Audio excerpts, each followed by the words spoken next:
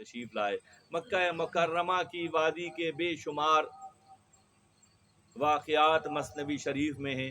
جب نبی صلی اللہ علیہ وسلم کمال کی منزل پر سفر معراج آپ نے طے کیا اور واپسی کا سفر ہوا، اور مطاف میں کھڑے ہو کر آقا نامدار احمد مجتبیٰ محمد مصطفیٰ صلی اللہ علیہ وسلم نے اپنے سفر معراج کے سارے واقعات بتائے۔ سارا مکہ جمع تھا، آپ نے بتایا کہ ایک ہی شب میں نے یہ سارے مناظر دیکھے۔ مولانا فرماتے ہیں جو آسمانوں پر جنہوں نے چہل قدمی کی ہو تو زمین کے کون سے راز ہے جو ان سے چھپے ہوئے ہوں گے؟ جنہوں نے آسمانوں پر چہل قدمی کی ہو، شب اسرا میں آسمان کی سیر کی ہو، تو زمین کی کون سا راز ہے جو آپ کی نظروں سے پوشیدہ ہوگا؟ یہ مولانا کا موقف ہے۔ دراصل مکہ مکرمہ میں شق القمر کا واقعہ ہوا، سفر معراج ہوا، نبی صلی اللہ علیہ وسلم مطاف میں کھڑے ہو کر واقعات بیان کر رہے تھے، تو اس مجلس میں اس وقت کے سننے والوں میں ابو جہل بھی تھا۔ ابو جہل نے جب واقعات سنے تو اس کے سمجھ میں تو نہیں آئی بات۔ ختم اللہ علی قلوبہم وعلی سمعہم وعلی ابصارہم غشاوۃ ولہم عذاب علیم۔ اللہ تعالیٰ دیکھنے کی صلاحیت کو بند کر دیتا ہے، سننے کی صلاحیت کو بند کر دیتا ہے، دیکھتے ہیں مگر دیکھتے نہیں۔ یہ اتنا سخت معاملہ ہوتا ہے دوستوں کہ اللہ تعالیٰ کسی کی بصارت چھین لے، کسی کی سماعت چھین لے، وہ سن کر بھی نہ سنے، وہ دیکھ کر بھی نہ دیکھیں، تو سب سے سخت عذاب اس کو کہا جا سکتا ہے۔ ابو جہل نے جب سنا تو وہ بھاگا گیا، اس نے کہا کہ آج گولڈن اپورچونٹی ہے، بہترین آج موقع میسر آیا ہے کہ کم سے کم میں یہ تو کر سکتا ہوں کہ ان کے دوست ابا بکر کو ان سے جدا کر سکتا ہوں۔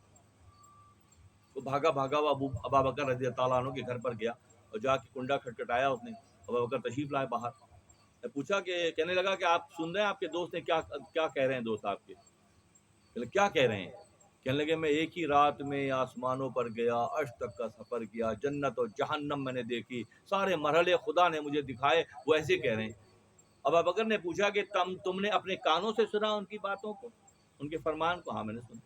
وہ خود بیان کر رہے تھے، یعنی کنفرم کر رہے ہیں کہ یہ قریب ہو رہے ہیں، میرے نظریے سے قریب ہو رہے ہیں۔ وہ خود بیان کر رہے تھے؟ جی ہاں خود بیان کر رہے تھے۔ تم نے اپنے کانوں سے سنا؟ جی ہم نے اپنے کانوں سے سنا۔ تو آپ نے فرمایا کہ اگر وہ خود بیان کر رہے تھے اور تم نے کانوں سے سنا ہے تو جہاں سے وحی آتی ہے اگر وہاں تک آپ چلے گئے تو تمہیں اس میں کیا شک ہے؟ ابا بکر کو اس پہ کوئی شک نہیں ہے کہ جہاں سے وحی آتی ہے وہاں تک کا سفر آقا نے کیا ہے۔ ابو جہل حیران ہو گیا کہ کیا عقیدت کا یہ لیول بھی ہو سکتا ہے، یقین کا یہ لیول بھی ہو سکتا ہے؟ یقینی طور پر انہی کے حصے میں سعادتیں آتی ہیں جو اخلاص عمل اور اخلاص نیت کے ساتھ جڑ جاتے ہیں۔ اسی دن ابا بکر کو صدیقیت کا لقب ملا کہ یہ تصدیق کرنے والے قرار پائے کہ نہ دیکھا نہ اس میں شامل ہیں، مگر یقین کی منزل اتنی اعلیٰ ہے کہ فرماتے ہیں کہ جہاں سے وہیں آتی ہے، اگر میرے آقا نے، میرے رسول اللہ صلی اللہ علیہ وسلم نے یہ فرمایا کہ میں وہاں تک گیا ہوں تو کم سے کم ابا بکر کو اس میں کوئی شک نہیں ہے۔ ابو جہل مایوس ہو کر چلا گیا۔ جب معراج کا واقعہ ہوا اور شق القمر کا واقعہ ہوا، ایک مرتبہ ابو جہل نے کیا کیا کہ سرے راہ جو ہے کچھ کنکریاں اپنے ہاتھ میں لے لیں، کیونکہ مثنوی ہی سے بیان رہے گا، کنکریاں ہاتھ میں لے لی۔ نبی صلی اللہ علیہ وسلم جس راستے سے آتے تھے وہاں سے گزر رہا تھا، کہ اے محمد صلی اللہ علیہ وسلم، کہ تم آسمانوں کی خبر دیتے ہو؟ ہاں دیتا ہوں۔ تم یہ بتا سکتے ہو کہ میرے ہاتھ میں، میری مٹھی میں کیا ہے؟ اللہ کے نبی نے فرمایا کہ تمہاری جو مٹھی میں ہے میں بتاؤں یا وہ خود بتائے کہ تمہاری مٹھی میں کیا ہے؟ اللہ غنی، اللہ غنی، انتہا کی بات ہے۔ میں بتاؤں یا تمہارے ہاتھ میں جو کچھ تم نے پکڑا ہوا ہے وہ تصدیق کرے، وہ بتائے؟ ہاں یہ دوسرا آئیڈیا اچھا ہے۔ وہ سمجھ رہا تھا ناممکن ہے۔ جو ممکنات کے رب سے جڑ جاتے ہیں پھر ان کے لیے کچھ بھی ناممکن نہیں ہوتا۔ جو اسباب کے تخلیق کرنے والے سے جڑے ہوتے ہیں ان کے لیے اسباب کی پھر کوئی، مسبب سے جو جڑ جاتے ہیں اسباب کی پھر کوئی حیثیت وہاں رہ نہیں جاتی ہے۔ یہ اللہ کا نظام ہے۔ فرمایا، اس نے کہا کہ ہاں ٹھیک ہے دوسرا آئیڈیا اچھا ہے۔ جیسے اس نے یہ بات کہی، جیسے اس نے یہ بات کی تو اس کے ہوا کیا کہ اس کے ہاتھوں میں جو کنکر تھے انہوں نے کلمہ پڑھنا شروع کر دیا. لا الہ گفت الا اللہ گفت. اب ہاتھ کی کنکریوں سے آواز آ رہی ہے. کیا آواز آ رہی ہے؟ لا الہ گفت. کنکریوں نے کہا لا الہ گفت الا اللہ گفت. مانیے احمد رسول اللہ کہ باقاعدہ بیان کر رہی ہیں کنکریاں. اس کے اپنے ہاتھ میں مٹھی بند ہے اور اس میں سے ویوز نکل رہے ہیں. اس میں سے ویوز آواز نکل رہی ہے. ابو جہل جو ہے جب اس نے خود اپنے کانوں سے سن لیا کہ کنکریاں ہاتھ میں کلمہ پڑھ رہی ہیں تو وہ بدبخت پھر بھی بدبخت ہی رہا. اس نے کنکریوں کو زمین پر پٹک دیا اور اس نے اس بدبخت کی زبان سے جملہ نکلا کہ ان کا جادو تو ہر جگہ چلتا ہے. اللہ غنی. اگر خدا توفیق چھین لے، خدا کسی قوم کی، کسی نسل کی، کسی گروہ کی، کسی طبقے کی توفیق چھین لے، اور وہ چھیننے پر قادر ہے. اس کی علامات ہو سکتی ہیں کہ وہ سارے کام جو اللہ کو پسند نہیں ہیں، اگر کوئی طبقہ اس میں ملوث ہے تو خدا وہاں سے توفیق چھین لیتا ہے. جب توفیق چھین لیتا ہے پتہ بھی نہیں چلتا اور آہستہ آہستہ سرک سرک کر اس طبقے میں شامل ہو جاتے ہیں جو ریالیت کا طبقہ ہے، جو یہودیت کا طبقہ ہے، جو ابلیسیت کا طبقہ ہے. ریالیت سیف زون میں رہتے ہوئے، ریالیت، یہودیت اور ابلیسیت، یہ ایک چین میں.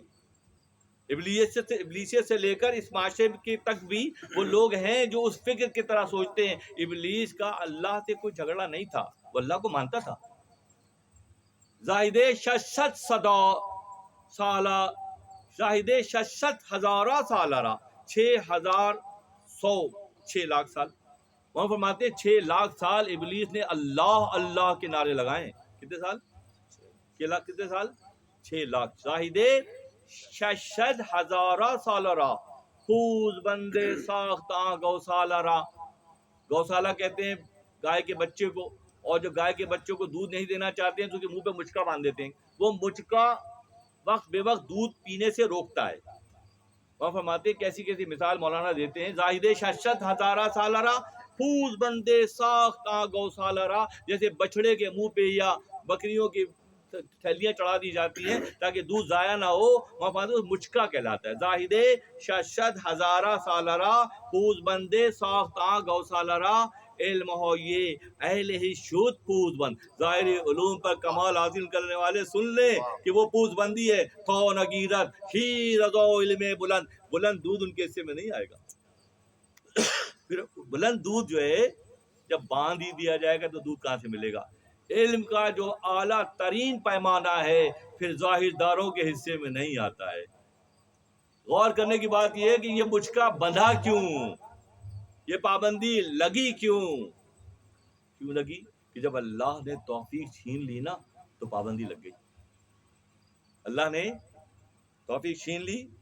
مطلب سادہ سے